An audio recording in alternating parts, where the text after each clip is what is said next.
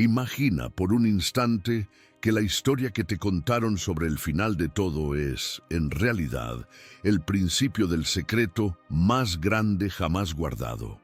Nos enseñaron a mirar a la cruz como el punto final de una vida divina en la tierra, un sacrificio definitivo que cerraba un capítulo para abrir el de la fe. Pero, ¿qué pasaría si te dijera que esa cruz no fue un final, sino un punto de inflexión? Que, si el evento más trágico de la historia fue en realidad el comienzo de un linaje sagrado, una sangre que no se derramó en vano sobre la tierra yerma, sino que fluyó a través de las venas ocultas de la historia para llegar viva y palpitante hasta nuestros días.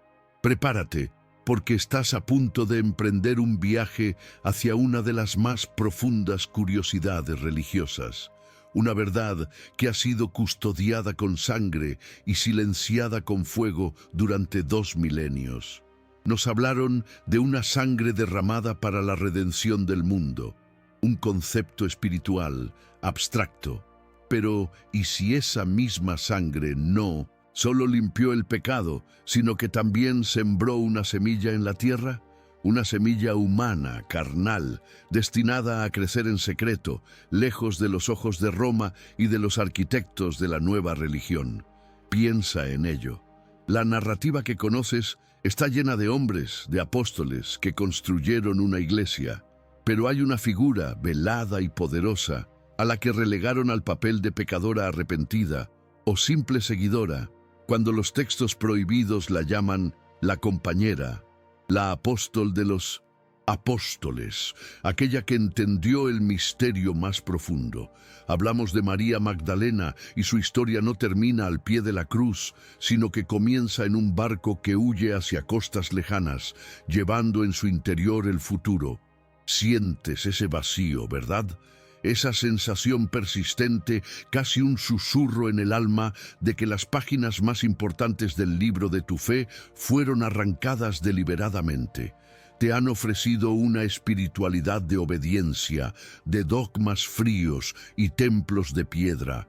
Pero tu corazón anhela algo más. Anhela una conexión viva, una verdad que no necesite intermediarios, una fe que no se base en la renuncia a lo humano, sino en su santificación. Esa inquietud que sientes no es una falta de fe, es tu intuición diciéndote que la verdad es mucho más hermosa, más humana y más poderosa de lo que jamás te permitieron creer. Es el eco de un legado perdido llamando a sus herederos. Porque hubo un tiempo en que la verdad era peligrosa, una llama tan brillante que amenazaba con quemar los cimientos de un imperio que se estaba construyendo sobre dogmas de control.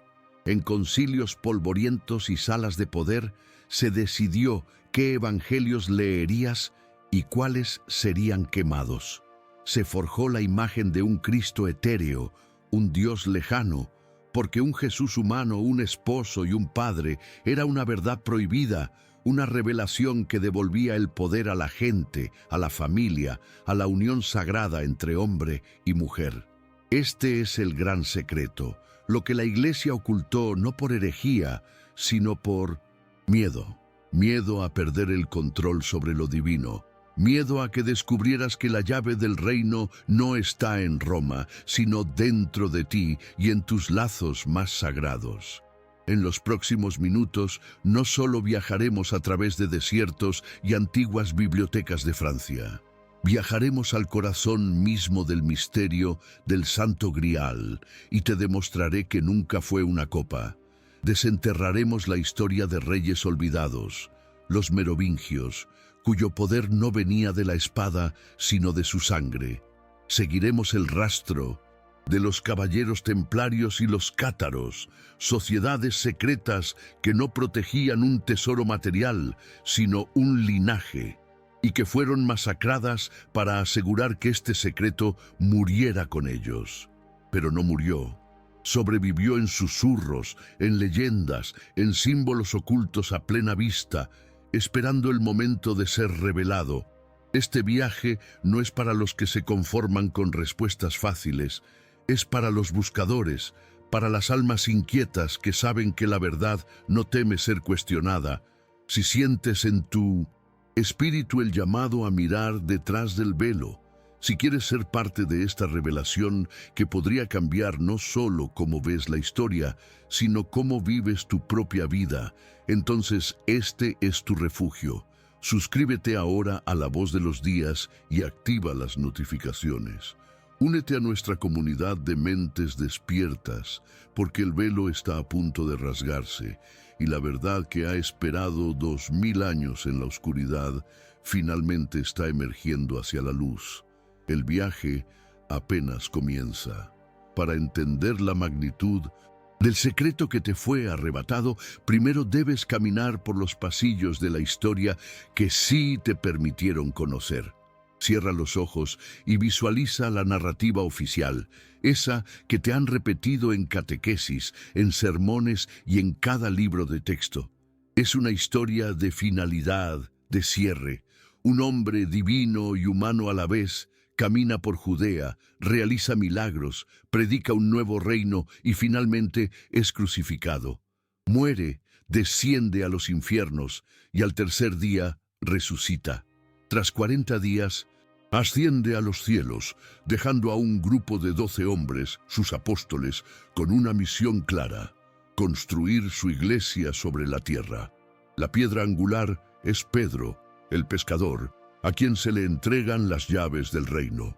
A partir de ahí, la historia se convierte en una sucesión de hombres, de papas, de concilios, de dogmas. Es una estructura vertical, masculina, jerárquica. Una línea de poder que, según te dijeron, desciende directamente de Pedro hasta nuestros días. Es una historia ordenada, controlada y sobre todo completa, o eso querían que creyeras, pero la verdad, como un río subterráneo, siempre busca una grieta por la que salir a la luz, y esa grieta apareció en 1945, en las arenas del desierto egipcio, cerca de un lugar llamado Nag Hammadi. Allí, unos campesinos encontraron una vasija de barro que contenía códices, evangelios antiguos que no se parecían en nada a los que conocías. Textos que la iglesia primitiva había declarado heréticos, prohibidos, y había ordenado quemar hacía más de 1500 años. Entre ellos, el Evangelio de Felipe y el Evangelio de María Magdalena. Y al leerlos, el edificio de la historia oficial comienza a temblar, porque en sus páginas, María Magdalena no es la prostituta arrepentida que te pintaron. Es descrita como la compañera de Jesús, la apóstol a la que él amaba más que a todos los demás, aquella a quien le confió el misterio más profundo de sus enseñanzas, una revelación que ni siquiera Pedro pudo comprender. ¿Por qué tanto esfuerzo en borrar a una mujer de la historia, en manchar su nombre y reducir su papel, si no fuera porque su verdadera historia lo cambiaba todo? El escenario de este gran encubrimiento no fue un campo de batalla, sino una sala de debates llena de obispos y poder político. Nos trasladamos al año 325, al Concilio de Nicea, convocado no por un papa, sino por el emperador romano Constantino, un emperador que necesitaba una religión unificada, una única verdad para cimentar su imperio. En ese concilio se decidió qué era cristiano y qué era herejía. Se votó sobre la naturaleza de Cristo, se estandarizaron las creencias y, lo más importante, se seleccionaron los 4 evangelios que hoy componen el Nuevo Testamento. Decenas de otros textos, como los encontrados en Nag Hammadi, fueron descartados, perseguidos y quemados. No fue una decisión puramente teológica, fue un acto de poder. Se estaba forjando una religión de Estado y cualquier enseñanza que promoviera la divinidad interior, el conocimiento directo de Dios, sin intermediarios, o el papel sagrado de lo femenino, era una amenaza directa a la estructura de control que se estaba construyendo. Lo que la Iglesia ocultó en Nicea no fue una simple diferencia de opinión, fue el corazón de la enseñanza original.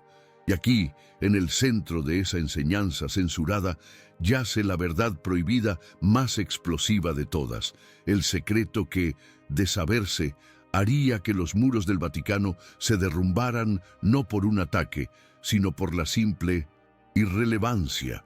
El vínculo entre Jesús y María Magdalena no era solo el de maestro y discípula predilecta. Los textos gnósticos lo insinúan, las leyendas medievales lo gritan y la lógica del corazón lo confirma. Su unión era completa, espiritual y carnal. Una unión sagrada de la que, como es natural en cualquier unión de amor, nació la vida. Hijos, una descendencia, un linaje de sangre que no terminó en la cruz, sino que comenzó precisamente gracias a ella. Esta es la doctrina del sang real, la sangre real.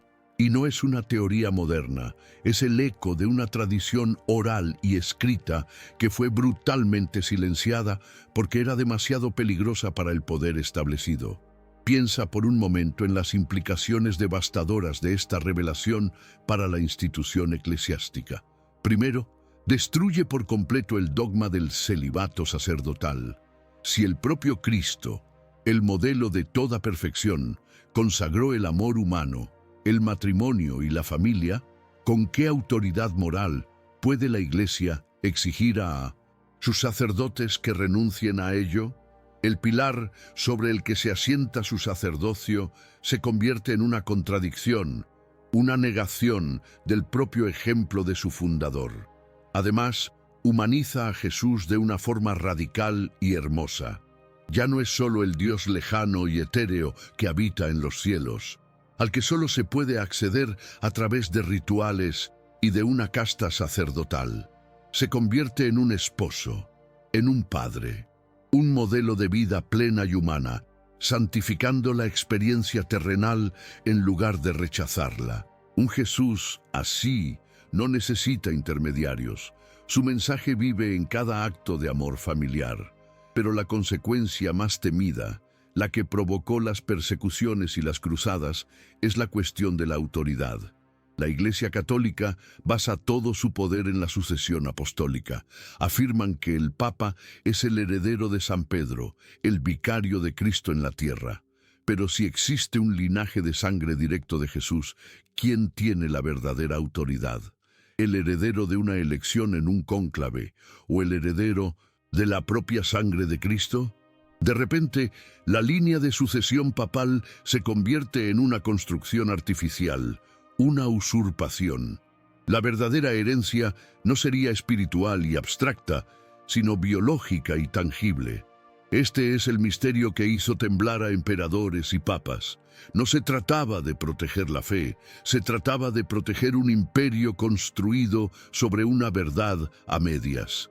Los pequeños detalles de esta verdad oculta han sobrevivido, como fósiles en la roca, esperando a que alguien con ojos para verlos descubra.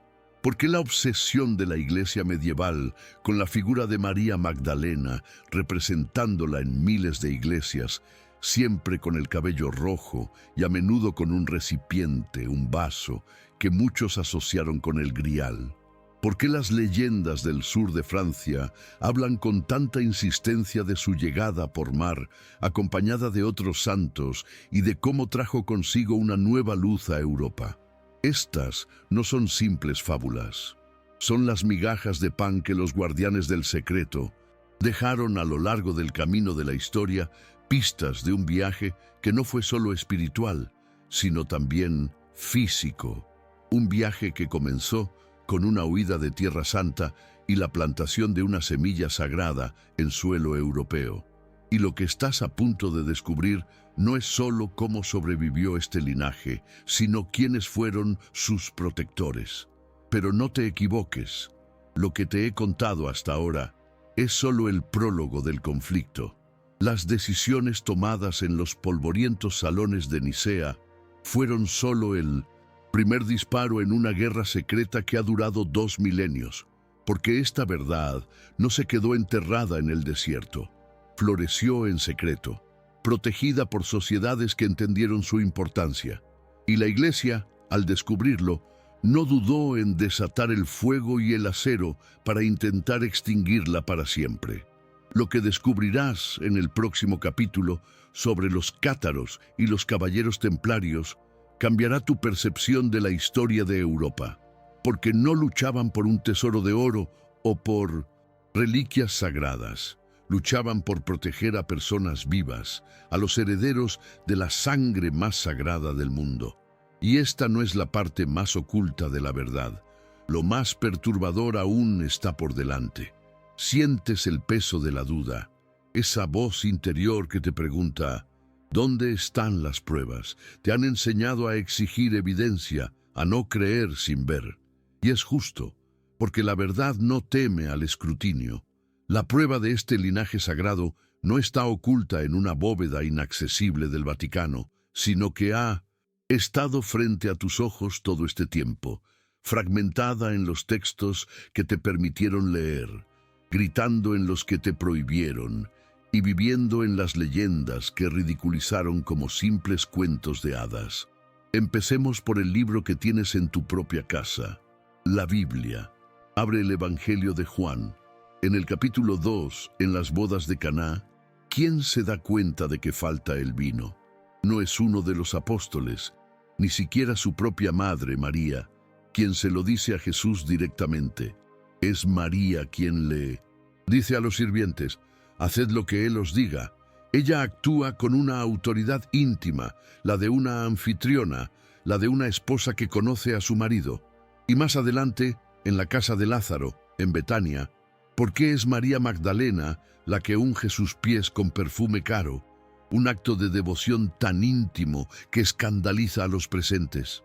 Los evangelios canónicos, a pesar de los siglos de edición y manipulación, no pudieron borrar por completo la sombra de una relación que iba mucho más allá de la de un maestro y una seguidora. Son destellos, susurros entre líneas, pistas de una verdad demasiado grande para ser contenida. Pero los susurros se convierten en un grito ensordecedor cuando abrimos los libros que la Iglesia ordenó quemar. Viaja conmigo a las arenas de Nag Hammadi, a ese momento en 1945 en que la historia se partió en dos. Allí, en el Evangelio de Felipe, Códice II, se encuentra la frase que es el epicentro de este terremoto espiritual. El texto dice, y la compañera del Salvador es María Magdalena. Cristo la amaba más que a todos los discípulos y solía besarla a menudo en la boca. El resto de los discípulos se ofendieron por ello y expresaron su desaprobación. Le dijeron, ¿por qué la amas más que a todos nosotros?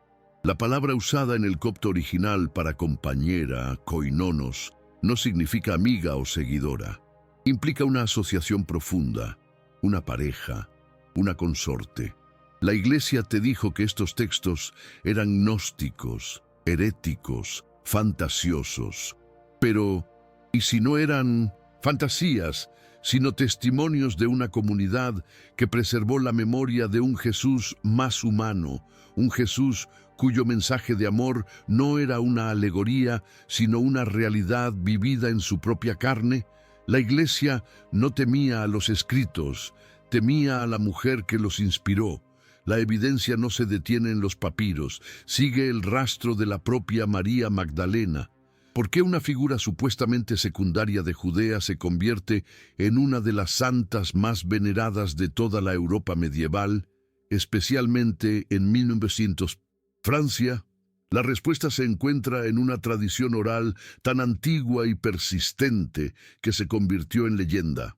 La legenda áurea o leyenda dorada, una de las compilaciones de hagiografías más leídas de la Edad Media, cuenta con todo detalle cómo, tras la crucifixión, María Magdalena, junto a Lázaro y Marta, fue puesta en una barca sin remos ni velas y abandonada a la deriva en el Mediterráneo.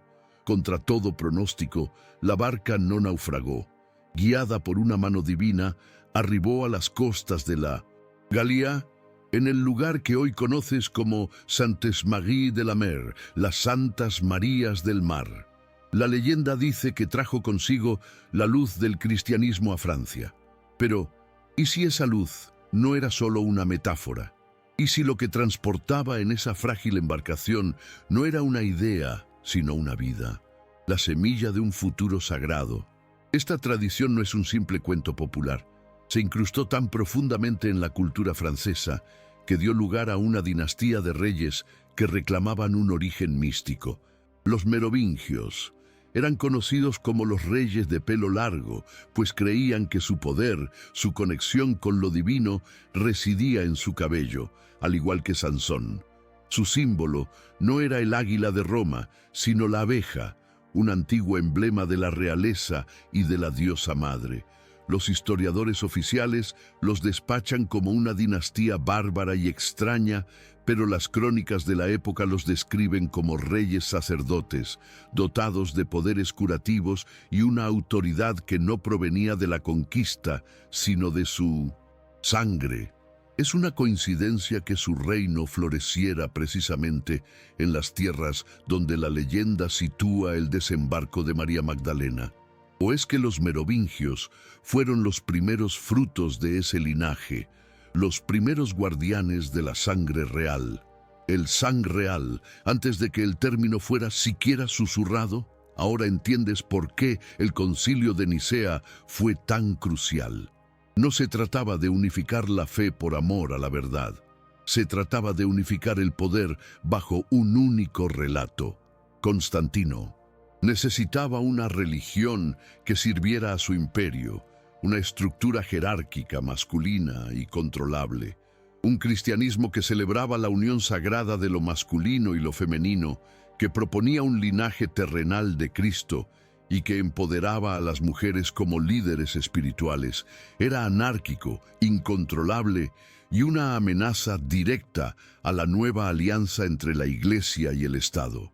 Por eso, evangelios como el de María Magdalena, donde ella es presentada como la apóstol a los apóstoles, la que recibió la revelación más profunda, fueron declarados herejía. Pedro, celoso, le dice en ese mismo evangelio: «Hermana, sabemos que el Salvador te amó más que al resto de las mujeres. Dinos las palabras del Salvador que recuerdes, las que tú conoces y nosotros no». La rivalidad entre Pedro, la roca de la iglesia institucional, y María, el corazón de la enseñanza esotérica, no es una invención moderna. Está escrita en los textos que intentaron destruir. Y aquí es donde todas las piezas del rompecabezas comienzan a encajar de una manera que te helará la sangre. La copa, el cáliz, el santo grial. Durante siglos te han enviado a buscar un objeto físico, la copa de la última cena. Una búsqueda inútil diseñada para distraerte de la verdad. Piensa en el simbolismo. El cáliz, el vaso, es desde tiempos inmemoriales el símbolo del útero, de lo femenino, del recipiente que contiene la vida. La leyenda del grial no habla de un objeto inerte, habla de un recipiente que contuvo la sangre de Cristo. ¿Y qué recipiente más sagrado puede contener la sangre de un hombre y convertirla en una nueva vida, sino el vientre de la mujer que ama? El Santo Grial nunca fue una copa de madera o de oro. El Santo Grial era la propia María Magdalena, y el tesoro que contenía era su descendencia. El sangreal, como se escribía en francés antiguo, es un juego de palabras deliberado que se lee como sang real, la sangre real. Esta revelación es la llave que abre todas las puertas cerradas de la historia. Explica la obsesión de las sociedades secretas, desde los cátaros hasta los templarios, por el sur de Francia. No buscaban un tesoro material, protegían un linaje. Explica por qué los cátaros, que veneraban a María Magdalena como la verdadera sucesora de Cristo, fueron masacrados con una crueldad sin precedentes en la Cruzada Albigense. Un genocidio ordenado por el Papa de Roma. No se estaba exterminando una herejía, se estaba intentando cortar una línea de sangre. Cada pieza, cada leyenda, cada texto prohibido apunta en la misma dirección, Has vivido sobre un mapa del tesoro, pero te enseñaron a leerlo al revés. La verdad no estaba oculta, estaba protegida a plena vista, codificada en símbolos y leyendas para que solo aquellos con el corazón abierto pudieran verla. Pero no creas que esta es la culminación de nuestro viaje. Esto es solo la presentación de las pruebas, el fundamento sobre el que construiremos una verdad aún más impactante. Porque saber que el linaje existió es una cosa. Descubrir cómo sobrevivió a las masacres, quiénes fueron sus protectores silenciosos a lo largo de los siglos y qué papel juegan en el mundo hoy, es una revelación de una magnitud completamente diferente. Lo que te he mostrado son los ecos del pasado. En el próximo capítulo, te mostraré cómo esos ecos se convirtieron en un grito de guerra silencioso que resonó en las cortes de Europa y en los campos de batalla de Tierra Santa. Porque una vez que los caballeros templarios encontraron la prueba definitiva en las ruinas del Templo de Salomón, el mundo y la Iglesia ya nunca volverían a ser los mismos. Y la verdad más perturbadora de todas apenas ha comenzado a mostrar su rostro. Ahora, detente un momento, respira hondo, siente el peso y la ligereza de esta revelación, porque lo que te he contado hasta ahora no es solo una lección de historia alternativa, un conjunto de hechos y fechas para memorizar.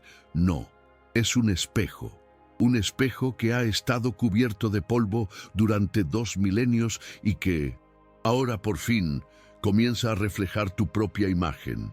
¿Qué haces con esta verdad que resuena en tu interior como una campana largamente silenciada? ¿La descartas como una fantasía, una historia demasiado bella o demasiado terrible para ser cierta, y vuelves a la comodidad de la narrativa que siempre has conocido? ¿O te atreves a mirar más profundo, a reconocer que el vacío espiritual que has sentido toda tu vida no era una falta de fe, sino una sed de una verdad más completa? La herida más profunda que la Iglesia institucional infligió a la humanidad no fue la persecución de los herejes ni la quema de libros. Fue un divorcio brutal entre lo sagrado y lo humano. Te enseñaron que el espíritu era puro y la carne era débil, una fuente de pecado.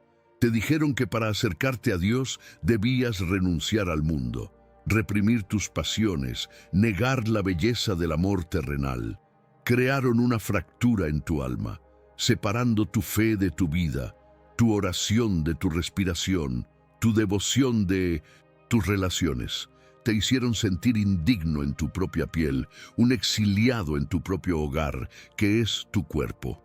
Y al hacerlo, te robaron la llave más poderosa para la conexión divina, la santificación de la experiencia humana.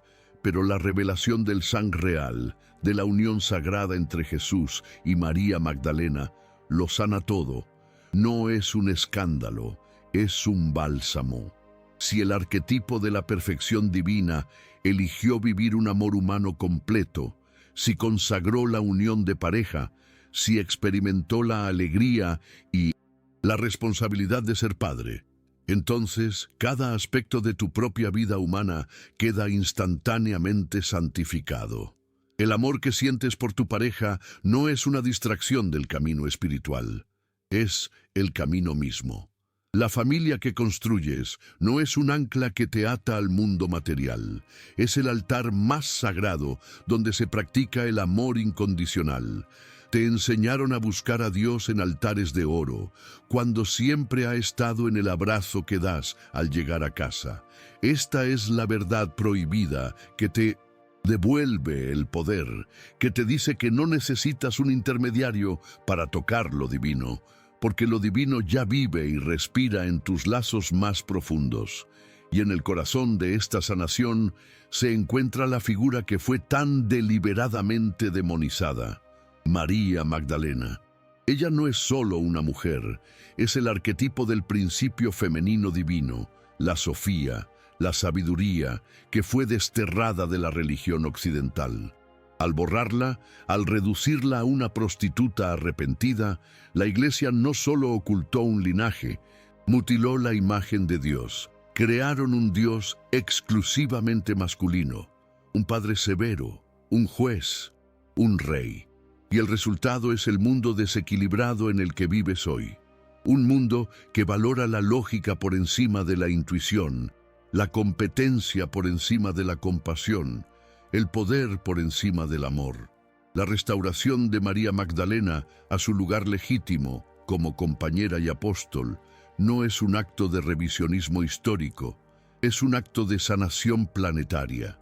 Es la reintegración de la sabiduría del corazón, de la nutrición, de la creación, en nuestra idea de lo sagrado. Pero una verdad de este calibre, una revelación capaz de sanar el alma del mundo, no podía sobrevivir 2 milenios de persecución por sí sola. Necesitaba guardianes, hombres y mujeres a lo largo de los siglos que entendieron que no estaban protegiendo un simple secreto familiar, sino la llave para la futura evolución de la humanidad. Personas dispuestas a vivir en las sombras, a hablar en códigos, a construir catedrales, llenas de símbolos que solo los iniciados podían leer y, si era necesario, a morir en las llamas antes que traicionar su sagrado juramento. Has oído sus nombres en los libros de historia, pero te contaron una versión distorsionada de su historia. Te los presentaron como herejes, como rebeldes, como locos. Pero la verdad es que eran los custodios de la llama, los primeros en llevar esta antorcha a plena luz y en pagar el precio más alto por ello, fueron los cátaros del sur de Francia, los llamados hombres buenos. Florecieron en el Languedoc, precisamente la tierra donde la leyenda dice que María Magdalena desembarcó. No eran cristianos en el sentido que Roma dictaba. Rechazaban la autoridad del Papa, la riqueza de la Iglesia y sus sacramentos vacíos.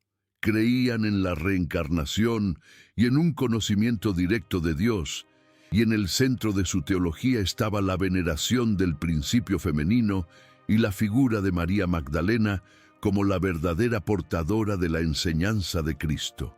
Eran tan puros en su fe, y su mensaje de amor se extendió tan rápidamente que el Vaticano sintió un terror que no había conocido antes. La respuesta fue la Cruzada Albigense, uno de los genocidios más brutales de la historia de Europa. No fue una guerra contra la herejía, fue una misión de exterminio para borrar un conocimiento y, quizás, para aniquilar a los descendientes vivos que lo encarnaban. Cientos de miles fueron masacrados, pueblos enteros pasados a cuchillo bajo el grito de «mátenlos a todos». Dios reconocerá a los suyos. El último bastión cátaro, el castillo de Montsegur, cayó en 1244. Más de 200 perfectos, los iniciados de la fe cátara, prefirieron marchar voluntariamente hacia la hoguera antes que renunciar a su secreto. Pero antes de la caída, cuenta la leyenda, 4 de ellos escaparon por los muros de la fortaleza en la noche, llevando consigo el tesoro de los cátaros. Roma creyó que había ganado, que la verdad prohibida había sido reducida a cenizas junto con sus guardianes. Pero se equivocaron. El fuego no puede quemar una idea, y el tesoro que escapó de Montsegur no era oro ni joyas, era el conocimiento, los textos y posiblemente un niño. La semilla del linaje había sido salvada una vez más, y aquí, en las cenizas humeantes del catarismo, surge una sombra aún más poderosa, una organización que llevaría este secreto a un nivel de poder e influencia que haría temblar los cimientos de Europa. Una orden de monjes guerreros que durante casi 2 siglos se convirtieron en la fuerza más rica y misteriosa del mundo conocido. Los caballeros templarios. ¿Qué encontraron los 9 caballeros originales en las entrañas del Templo de Salomón durante los años que pasaron excavando en Jerusalén? ¿Por qué un papa les concedió un poder casi ilimitado, eximiéndolos de la autoridad de todos los reyes y obispos? No encontraron un tesoro material. Encontraron algo infinitamente más valioso y peligroso: la prueba irrefutable del linaje de Cristo y María Magdalena. Lo que te he revelado sobre los cátaros es solo la sombra de la llama. Los templarios no solo creían en el linaje, encontraron la evidencia que lo demostraba. Y lo que descubrirás a continuación sobre cómo usaron ese conocimiento para construir un imperio invisible. No es solo un secreto histórico, es la clave que desató la furia de reyes y papas. La parte más oscura de esta verdad prohibida está a punto de salir a la luz. Has llegado a un punto de inflexión, no solo en esta historia, sino en tu propia comprensión de la fe. Has seguido el rastro de un linaje prohibido, has visto cómo fue protegido por los cátaros y cómo su sangre tiñó las tierras de Francia. Y ahora te encuentras ante la orden más poderosa y enigmática de la historia, los Caballeros Templarios. Te dijeron que fueron a Jerusalén para proteger a los peregrinos. Una noble mentira para ocultar una misión mucho más profunda. Durante 9 años, un pequeño grupo de caballeros no patrulló los caminos. Excavaron bajo las ruinas del Templo de Salomón, el lugar más sagrado de la tierra, buscando no el Arca de la Alianza ni tesoros de oro, sino algo infinitamente más valioso, la prueba, y la encontraron. Encontraron documentos, genealogías que trazaban una línea directa desde el rey David hasta Jesús y más allá. Encontraron textos que la Iglesia había creído destruidos para siempre, pero encontraron algo más, algo que no era de este mundo y sin embargo era lo más humano que se podía concebir. Un evangelio perdido, no escrito por un apóstol, sino por la apóstol. El testimonio de María Magdalena, detallando no solo su vida con Jesús, sino la esencia de su enseñanza más secreta, el evangelio del amor sagrado. Este descubrimiento fue un terremoto silencioso que sacudió los cimientos del mundo conocido. Los 9 caballeros regresaron a Europa no como simples monjes guerreros, sino como poseedores del secreto más explosivo de la historia. De la noche a la mañana, la orden más pobre se convirtió en la más rica y poderosa. Papas y reyes les temían y les concedían privilegios sin precedentes. ¿Por qué? Porque los templarios no pidieron poder, lo tomaron.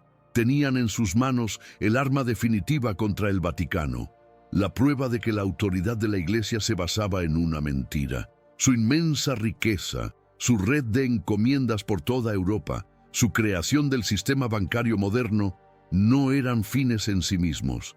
Eran un escudo, un imperio construido no para conquistar tierras, sino para proteger una verdad.